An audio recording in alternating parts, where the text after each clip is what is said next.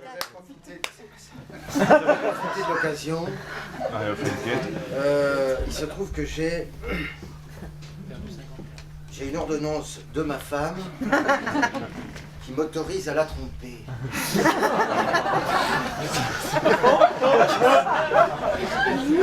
Mais non, c'est-à-dire qu'il s'agit d'une autorisation écrite qui m'autorise à pratiquer des activités sexuelles avec d'autres partenaires.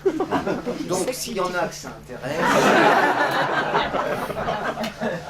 Ah bah là, avec ça, je suis couvert. Bon, pas de contrôle, si par exemple un ami de la famille ou ma mère venait à passer me surprendre, bon bah avec ça, je suis en règle. Non, je vous dis ça parce que comme je sais que c'est beaucoup plus sécurisant, comme je sais que beaucoup de femmes disent non, pas de marié, pas de relation cachée, là, avec moi, c'est au grand. Donc je vous dis, Marianne G autorise mon compagnon Didier B à pratiquer des activités sexuelles avec d'autres partenaires à raison de 2 à 3 fois par semaine dans des lieux inattendus et des positions iconoclastes. Voilà, alors turbine ensorcelée, rouleau de flamande, cheminée saintongeaise, rouleau de printemps, bûche de Noël, marron glacé, salade de rouget, lentéole. Les commissions. C'est une liste de courses. Et elle a dessiné en dessous des exercices qui correspondent à des positions obligatoires. Et là, on va leur rajouter bon courage, ma vieille. C'est vrai que j'ai vachement de chance par rapport à vous.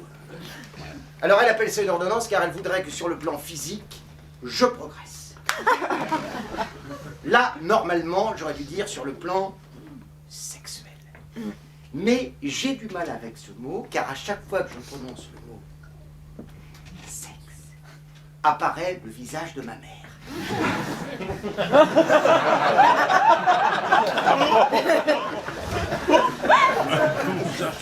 Non, ceci dit, je veux bien reconnaître que j'ai des inhibitions, j'ai des blocages, je dois faire des progrès, mais enfin, vous marrez pas trop les mecs qui sont dans la salle, parce qu'il y en a beaucoup parmi vous qui, eux aussi, auraient intérêt à prendre des cours.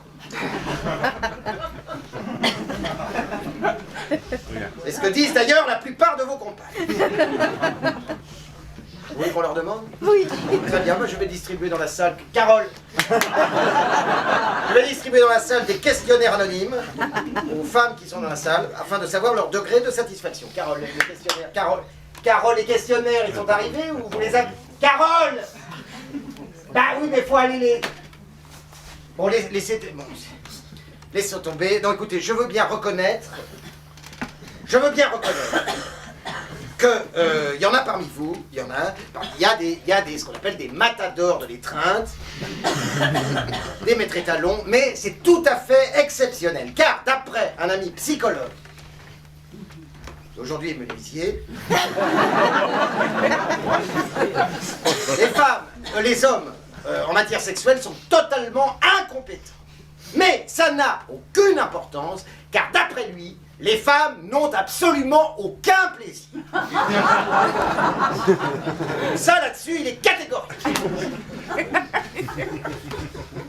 C'est vrai qu'au sein de la communauté scientifique, il est un peu isolé. Mais c'est un excellent menuisier.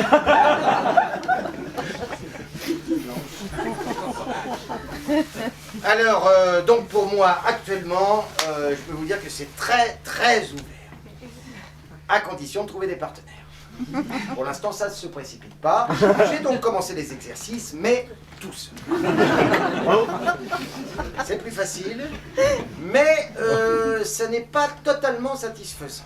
Si vous voulez, c'est comme au tennis, faire du mur.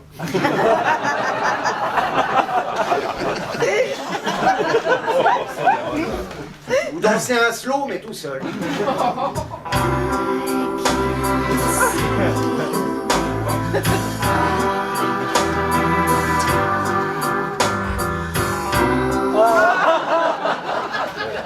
Il manque quelque chose. J'ai donc finalement répondu oui à une femme qui m'a récemment invité au restaurant. Alors, j'en ai aussitôt d'ailleurs parlé à ma femme, qui m'a donné un peu d'argent, en me précisant, tu n'oublieras pas la facture. Et alors j'ai donc emmené Suzanne dans un restaurant à côté de la maison. Et alors que nous étions en pleine conversation, que nous parlions de l'opportunité d'une guerre avec l'Iran, enfin entre nous l'ambiance était très chaude, j'aperçois dans le dos de Suzanne, juste derrière la vitrine du restaurant, ma femme qui me fait des signes. Derrière la vitrine, oui, on est avec toi, faut y croire, vas-y, ouais. J'étais super gêné. Moi, j'enchaînais comme je pouvais, sur le prix du baril de pétrole, l'assassinat de Rafik Hariri, tout en essayant de faire discrètement signe à ma femme de se barrer. Mais plus j'insistais, plus elle se marrait. Et c'est là que j'ai malencontreusement, vraiment, donné une petite tape comme ça, très légère sur la nuque de Suzanne. Elle a sursauté. Et immédiatement a commencé à me sucer les doigts. Vraiment, je savais plus vraiment où me mettre, surtout qu'il y avait un prêtre au bar qui prenait l'apéritif.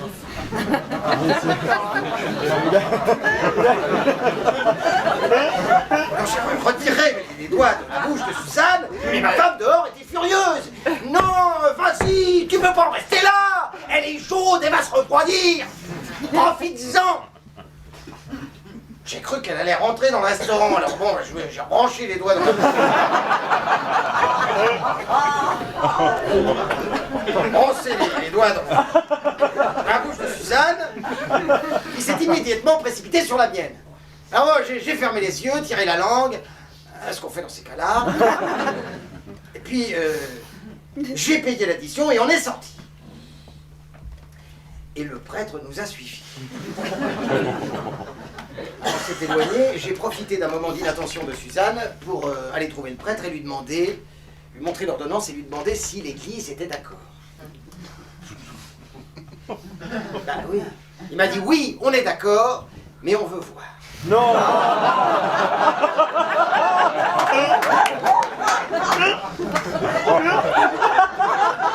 Alors j'ai retrouvé Suzanne et on est parti aller dans un hôtel, un super hôtel. Ah oui, ah non, j'ai pas les idées. Un 2 étoiles, tout blanc, un peu comme un hôpital. Alors une fois dans la chambre, je me suis précipité dans la salle de bain, puis j'ai révisé mes positions. Et puis alors, après, j'ai voulu tout fermer, tout boucler, vraiment, parce que moi, je veux bien essayer des trucs nouveaux, mais il faut rien voir. À l'aveugle. Alors bon, et c'est là que Suzanne m'a demandé si j'étais avec quelqu'un. Alors j'ai dit oui. J'étais ravi, j'ai dit oui, bien sûr, mais ça n'a absolument aucune importance, et j'ai sorti mon ordonnance. Elle a commencé à lire, moi j'ai fermé les volets et je suis tombé sur le prêtre. Il était là, accroché à la rambarde. Quand est-ce que ça démarre, bordel?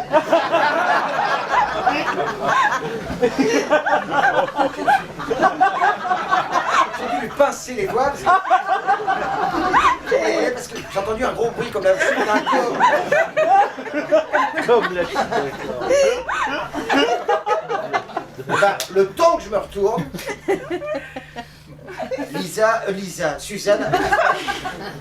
Suzanne était partie, elle avait disparu. Il restait sur le lit mon ordonnance déchirée. Un vrai bide, quoi. Et heureusement, quelques temps plus tard, c'était Noël. Et bien, comme cadeau pour Noël, j'ai eu une maîtresse. Ça, alors, je m'y attendais pas du tout. Emballé et tout, avec du ruban. Ah, quand j'ai déballé, ça m'a fait un choc. Hein. Sympa, souriante, et puis pile poil à ma taille, un 38, elle m'arrive là. Auvergnate et prof de sociologie. En fait, elle fait une thèse sur la raréfaction du macho chez les bobos. Alors j'étais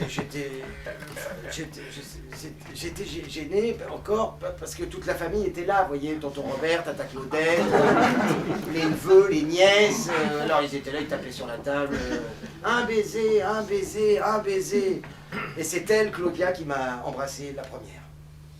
Ma femme m'a dit, bah, si tu veux, tu peux l'essayer tout de suite. Je dis, oh, bah non, parce que non, après les enfants vont vouloir faire pareil avec leurs cadeaux. Non, je peux quand même attendre la fin du repas. Eh ben, je sais pas si c'est la nuit de Noël, mais ça m'a complètement débloqué. Ah oui, j'ai tout essayé, on a tout essayé, mais alors avec une aisance incroyable. Presque dans l'obscurité, juste avec le sapin de Noël, comme ça. Et quand ma femme est rentrée de la messe de minuit, je n'arrêtais pas de lui sourire, à ma femme. Ah. Depuis, je la trouve de plus en plus belle, ma femme. On a retrouvé une complicité. Hein?